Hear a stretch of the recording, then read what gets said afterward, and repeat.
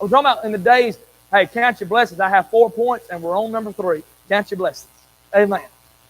So, the condition of the family. What's going on in the families in Israel during this time of famine? That's where God really bogged me down studying. Can I say a word, first of all, about their names? We got 4 people in this family. Y'all still with me? Elimelech, Naomi, Mahlon, and Chilion. Names in the Bible always have significant meanings most of the time. And most of the time, it has something to do with their character. Here's what Elimelech's name means. You ready for this one? His name means, oh, that's a good one. He's a religious man. But I wrote out a word by each one of their names in your notes there, young people. You know what I call Elimelech? I call him fake.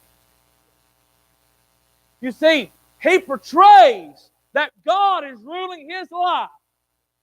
But when hard times come, he leaves.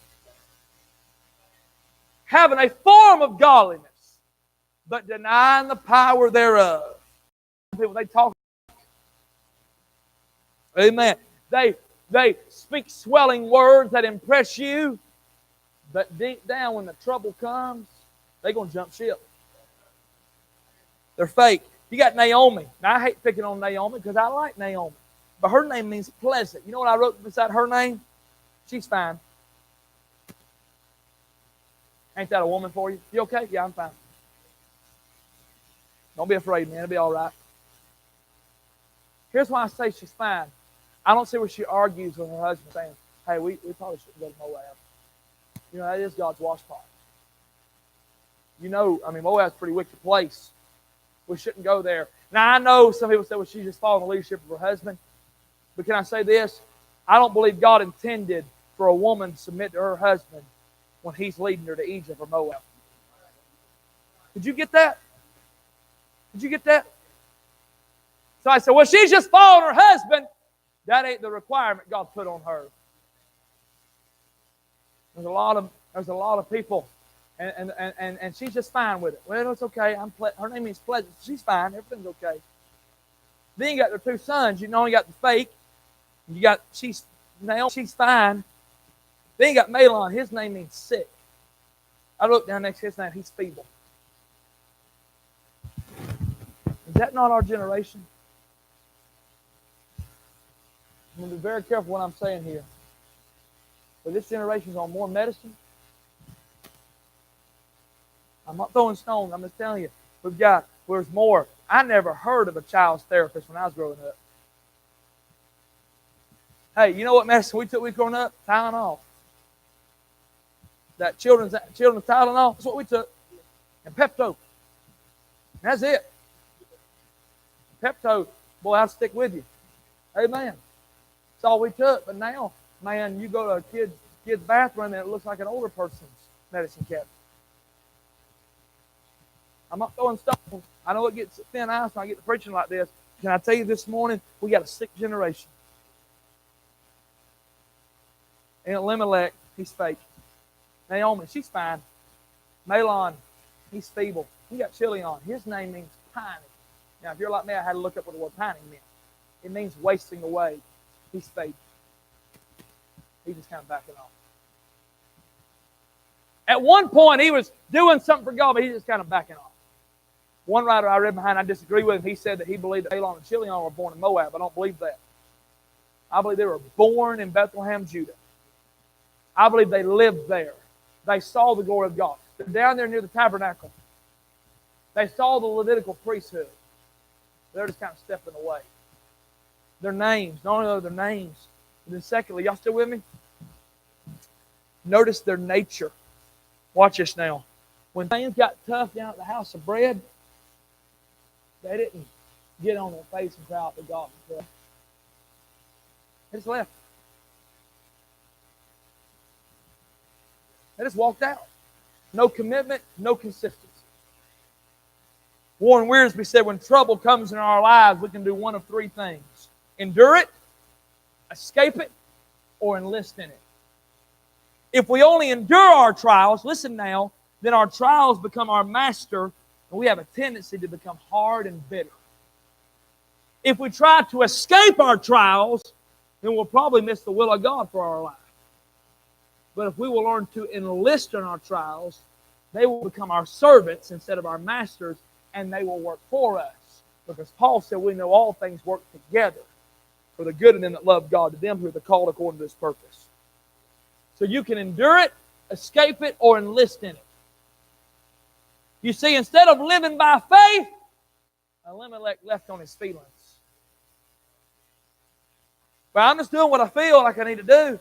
The Bible said the heart is deceitful above all and desperately wicked. And who can know it? Brother Bud was preaching last night.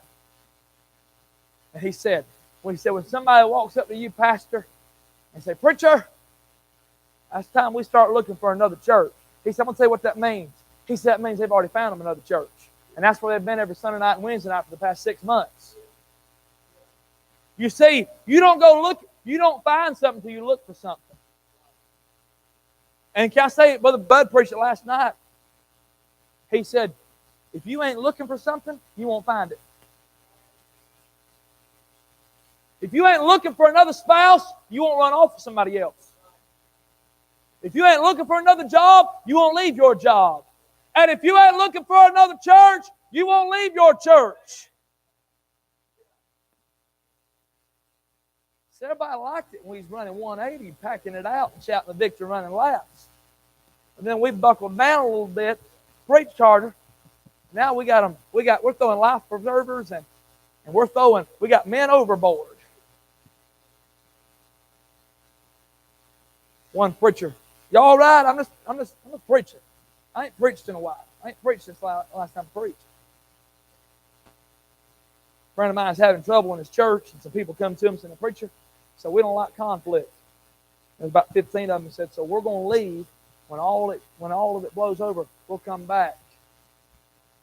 He said, if you won't ride the storm out with the crew, don't come back.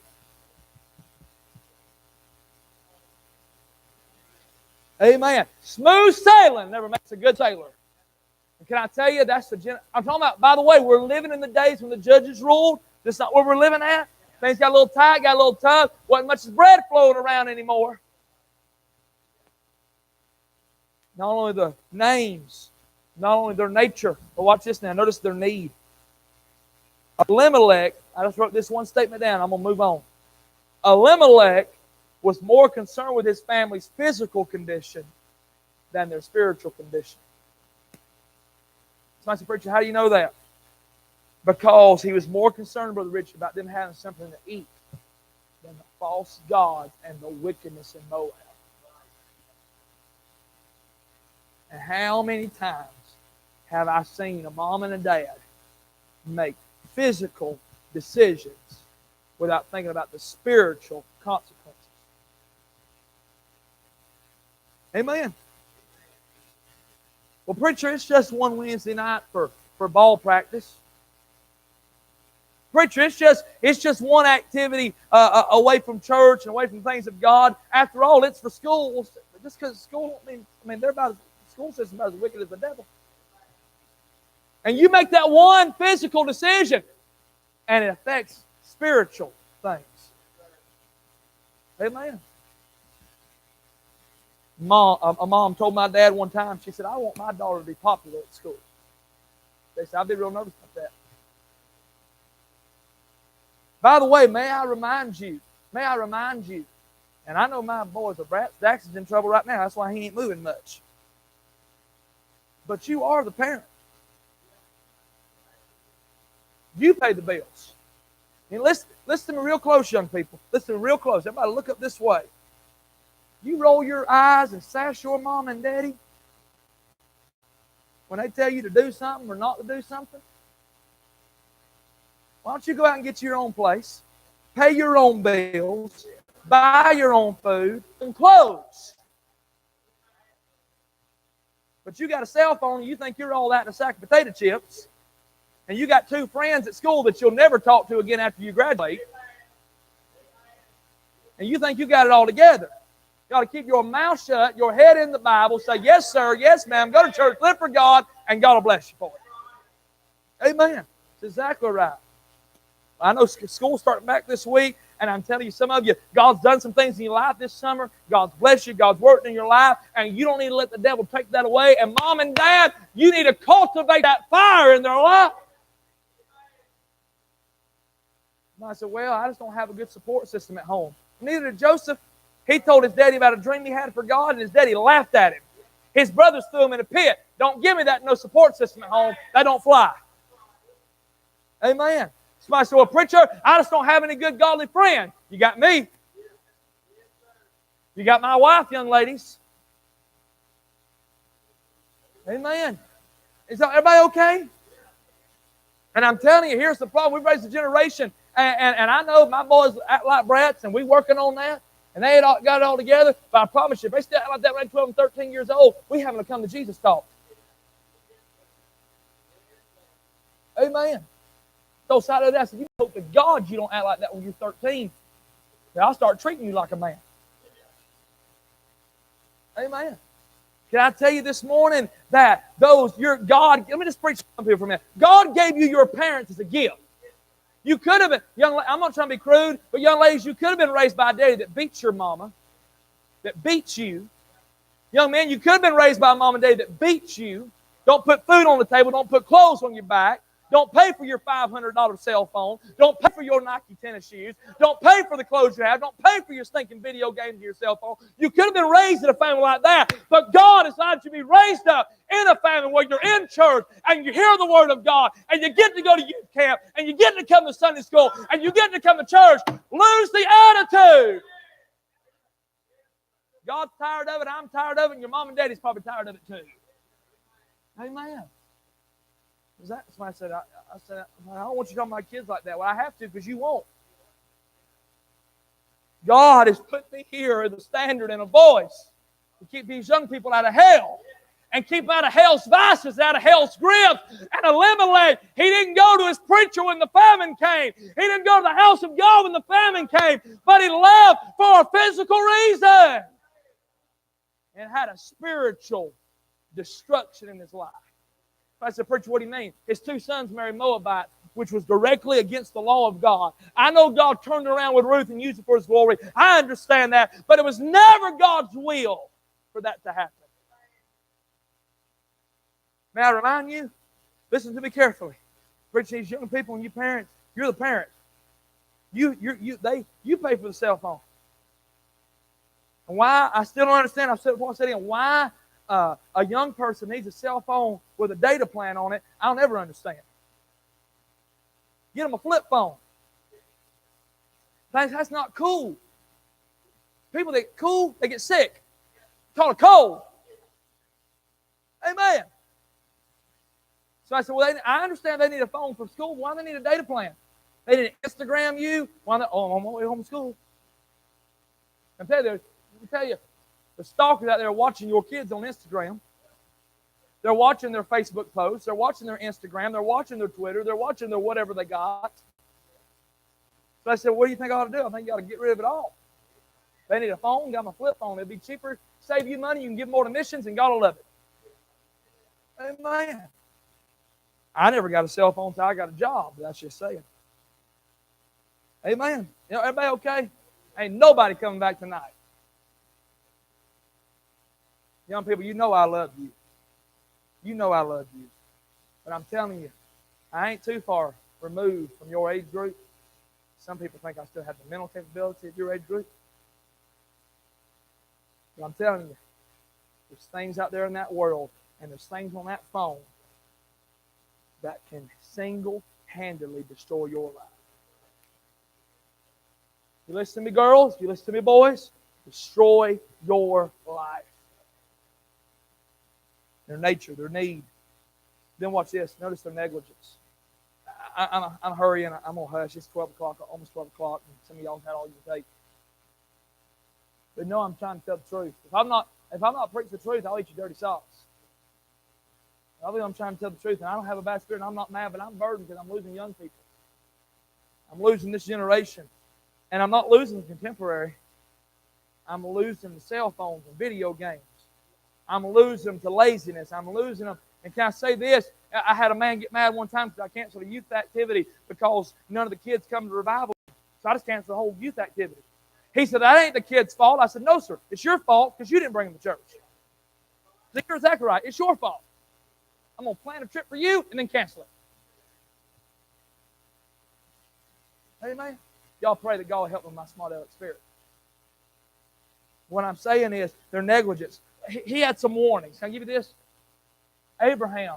He ignored the warning from Abraham. Because Abraham got the famine one time too, Brother Charles. And he went down to Egypt. And he picked up Hagar. Lot got defiled.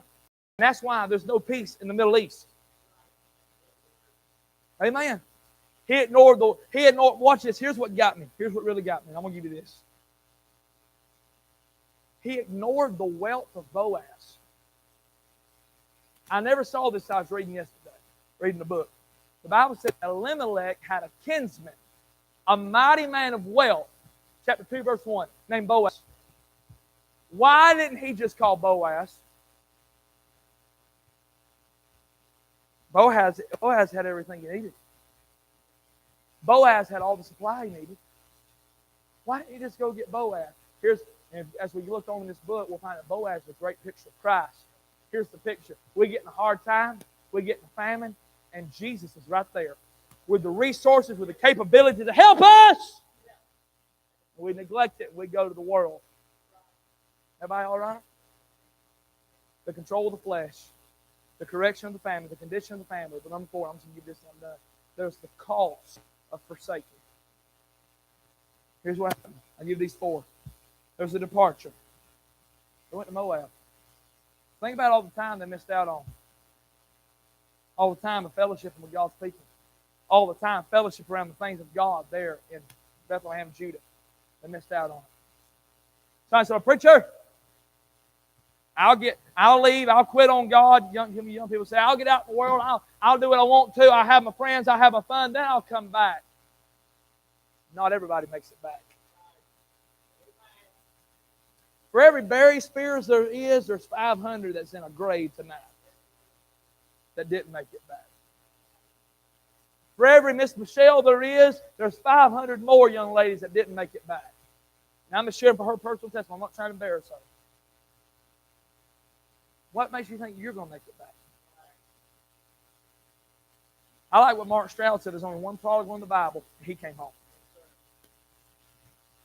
You may not make it back. So the best way, boys, to never have to worry if you're going to make it back is to never leave. That's deep, but that's good. The best way to never worry about having to get back is never leaving. And that goes for mamas and dads too. The best way to not worry about having to get back in church is to never get out of church. The best way to never have to start back reading the Bible is never stopping reading the Bible. The best way to learn how to pray again is to not stop praying. You see the point? And just keep doing what's right. Because not everybody makes it back. Not everybody comes back. There's a departure. Then watch this. There's only the departure. There's a digression. There are 3 words in verses 1, 2, and 4. Are y'all okay? There's 3 words in verse 1, 2, and 4 that describes the digression in their lives. Watch this now. They went to Bethlehem, Judah. They went to sojourn. That word sojourn means to be a stranger. We're just visiting. You listening? Then watch verse 2. The latter part. They came to the country of Moab and continued there.